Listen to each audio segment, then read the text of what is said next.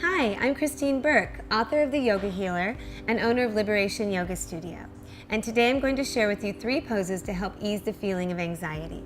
Yoga works beautifully to ease anxious moments in life, and as a powerful supplement to a more comprehensive treatment for more severe situations. When the mind is under stress, feeling anxious, the body releases adrenaline and cortisol as part of the fight or flight syndrome. If you're actually in danger, this is a good thing, but if not, it can lead to the overworking of the adrenal glands. The 3 yoga poses that I'm going to share with you today are a salve to the immune system and to your nerves. Our first pose is Vrikshasana, or tree pose. We'll begin by standing in Tadasana, mountain pose.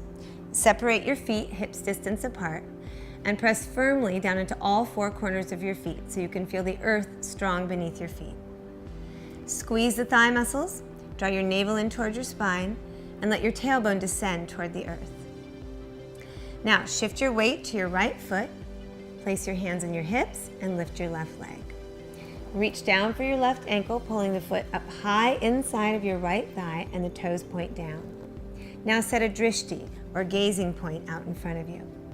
Let your outer left thigh open, your belly draw in, your chest lift up, and you're in tree pose. Balancing poses such as tree pose bring us into the present moment and keep us away from the distracting chatter of the mind. The focus and effort it takes to maintain the pose keep the anxious thoughts at bay. Now bring all 5 fingertips of each hand together into Hakini Mudra. Have a firm but light touch and place the hands right in front of your heart. Hakini Mudra helps to bring us into the present moment. It boosts our memory, balances the opposing energies in the body, and helps us to connect with the third eye, which helps us to develop our intuition. All of this produces a greater clarity and calm. The next pose helps to refresh your perspective and quiet your mind. It's called Salamba Shirshasana, or Headstand Pose. It's considered to be the king of the asanas, though it should be avoided if you have head or neck injuries, detached retina, high-risk pregnancy, or are in the early stages of pregnancy. If you're brand new to the pose, I strongly suggest that you use a wall, but I definitely encourage you to give it a try. Use a blanket or mat to cushion your arms and head.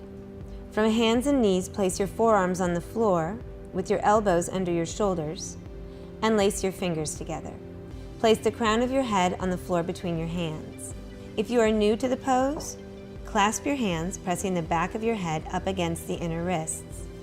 More experienced practitioners can open their hands and nestle the back of the head into the palms like so. Lift your hips and walk your feet in, creating a V shape. Pull your shoulder blades into your back and keep lengthening your torso to avoid putting too much pressure on the head or shoulders. Push against the floor with your arms, and as you inhale, begin to lift both your legs. You can bend the knees or lift them both straight up using your core strength. If you are working at the wall, take one leg up and then send the other leg up to meet it. Be careful not to jump into the pose in a way that could strain your neck or collapse your foundation. Once you are up, think of being in an inverted Tadasana, with the belly button as the center of the pose.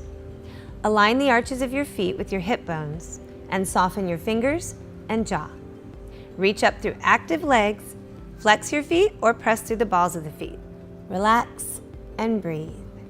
If you are new to headstand, stay for a few breaths and then rest in child's pose for 1 to 2 minutes. Gradually add a few breaths to each practice until you're comfortable with 3 minutes in headstand. For more seasoned yogis, hold the pose for up to 10 minutes as long as you don't feel pain, then release into child's pose for 1 to 2 minutes. The third and final pose I'm going to share with you today is Hansi Mudra. This pose promotes the feelings of courage and fearlessness, and it's wonderful for anxious minds. It also eases the feelings of loneliness and isolation. Start sitting comfortably on the floor or on a chair.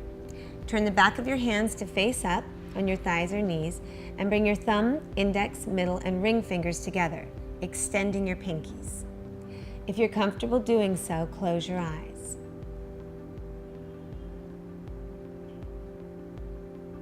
Now we'll begin Durga breath, or 3-part breath. Begin by inhaling into your lower belly,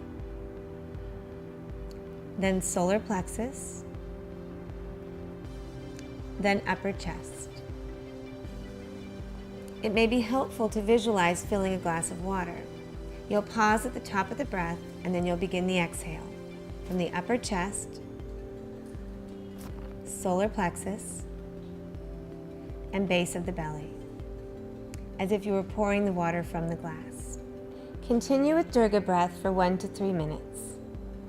Then give yourself a little time to sit quietly and feel the effects of the pose. Yoga can be used for many ailments of the mind and the resulting physical tension that we feel in the body.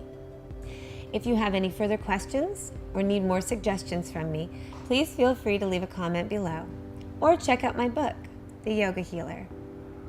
Namaste.